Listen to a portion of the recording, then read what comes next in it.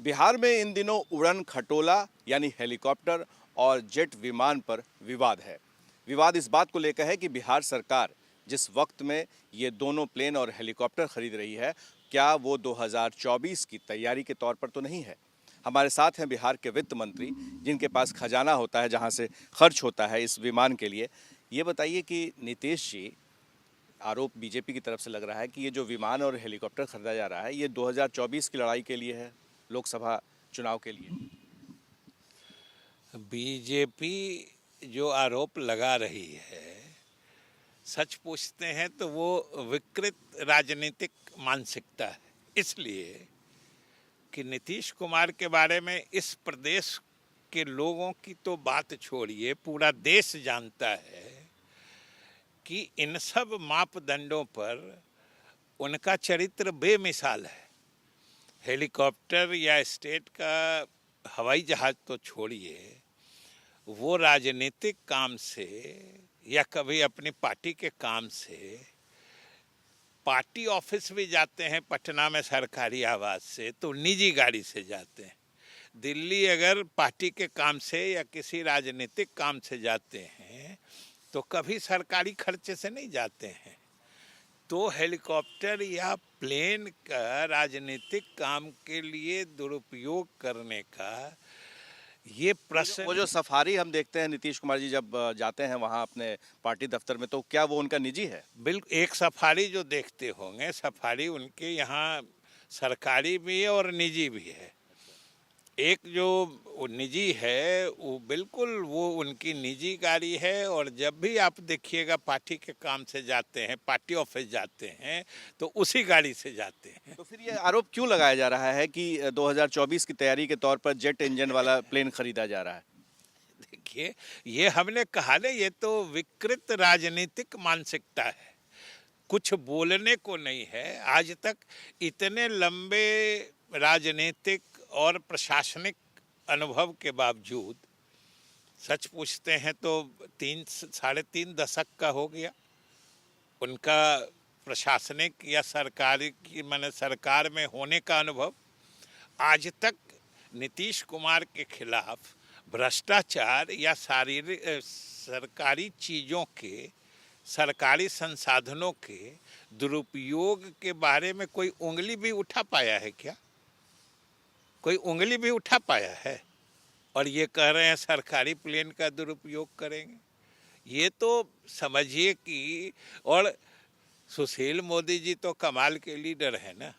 वो तो उन्होंने क्या कहा कि प्रधानमंत्री के बैठकों में नीतीश कुमार नहीं जाते हैं क्योंकि ये आंख मिला नहीं सकते।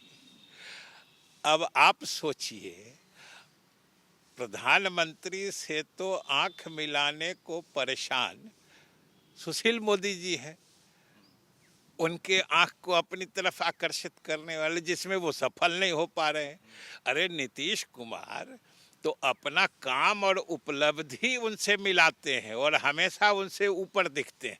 तो आप इस पूरे प्रकरण को कैसे देखते हैं? किस तौर पे नीतीश कुमार को आप देखते हैं राजनीति में?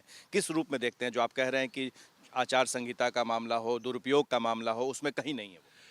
देखिए, नीतीश कुमार चाहे बिहार जैसे पिछड़े प्रदेश को आगे बढ़ाने की बात हो, विकास के किसी भी पैमाने पर बिहार सरकार की उपलब्धि की बात हो, या सरकारी संसाधनों के दुरुपयोग नहीं करने की बात हो, सरकारी चीज़ों का राजनीतिक कार्यों के लिए इस्तेमाल नहीं करने की बात हो, हम नहीं समझते हैं कि बिहार का कोई भी दूसरा नेता इनके जोड़ में खड़ा हो सकता है।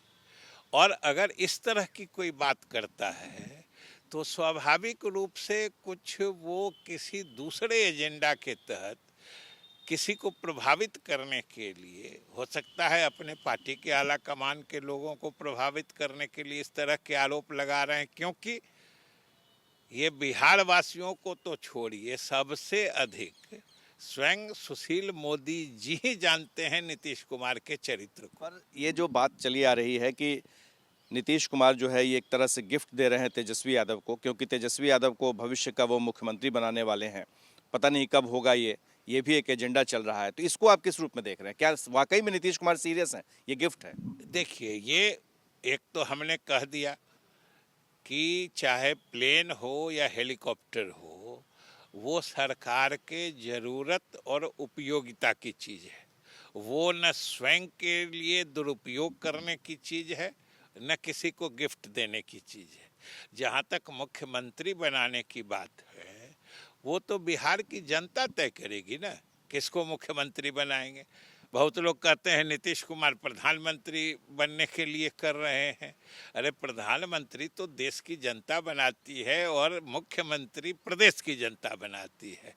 और जिस दिन देश की जनता को जिसको प्रधानमंत्री बनाना होगा और जिस दिन बिहार की जनता को किसी को मुख्यमंत्री बनाना होगा, फिर कोई रोक पाएगा क्या? क्या प्रधानमंत्री की रेस में है नीतीश जी? कहाँ रेस की बात है? उन्होंने तो स्वयं कई बार कहा है कि वो बिल्कुल उम्मीदवार नहीं है। उनका एक ही लक्ष्य है कि भाजपा के खिलाफ इस देश की सारी राजनीतिक पार्टियां एकजुट हों, और अगर एकजुट हो जाएंगी तो भाजपा की फिर वापसी संभव नहीं तो है। एकजुटता की जो कोशिश है वो कब से होगा? सुना है कि जनवरी में एक कार्यक्रम है दिल्ली में जिसमें बहुत सारी पार्टियां एक साथ बैठने वाली, एक साथ मिलने वाले। देखिए, ये तो लगातार चलने वाली प्रक्रिया है ना। ये कोई एक दिन टाइम फ्रेम में तो बढ़ता नहीं है। ये तो परिस्थिति जन्य होता है, लोगों का मिजाज मिलने की बात होती है, और ये प्रक्रिया अनवरत चलते तो रहती कब निकलेंगे नीतीश जी पूरे देश में भ्रमण के लिए और लोगों को एक करने के लिए, विपक्षी एकता? है। अभी तो उन्होंने प्रदेश में भ्रमण का कार्यक्रम की घोषणा की है। 5 से वो जाएंगे, अलग अलग जिलों में जाएंगे।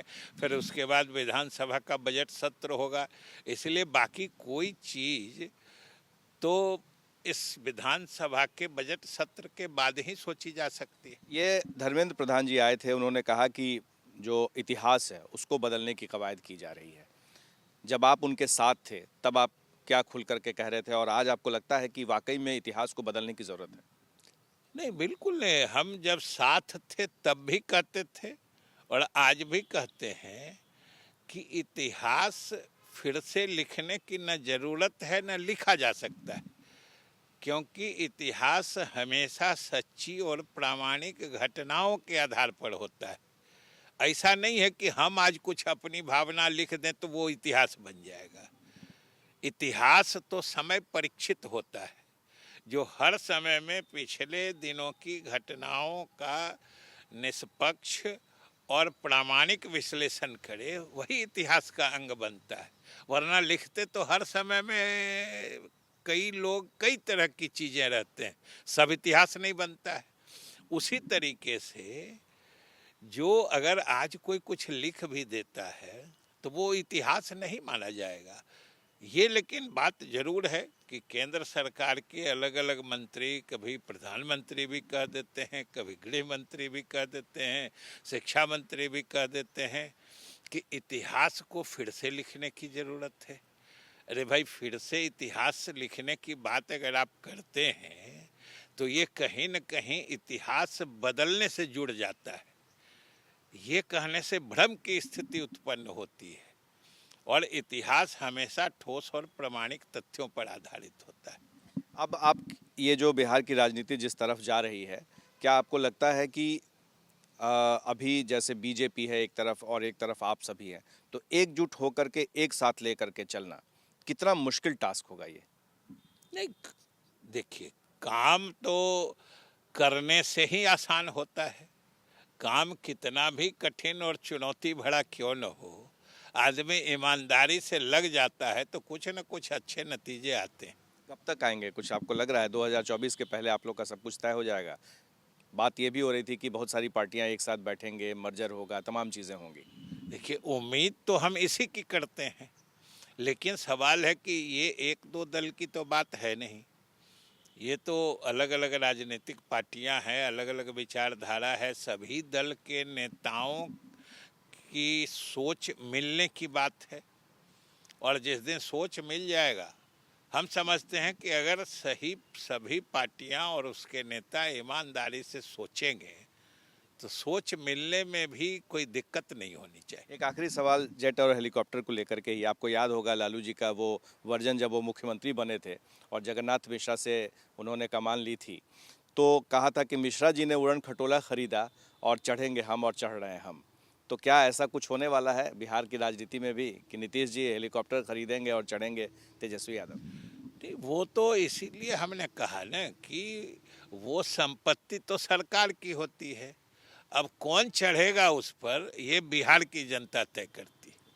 आपने सुना विजय चौधरी जी को, बिहार की जनता सब कुछ तय करेगी। हालांकि राजनीति में कब क्या होगा ये कोई भी दावा के साथ नहीं कह सकता है। हमारे सहयोगी शैलेश के साथ प्रकाश कुमार, एबीपी न्यूज़, पटना।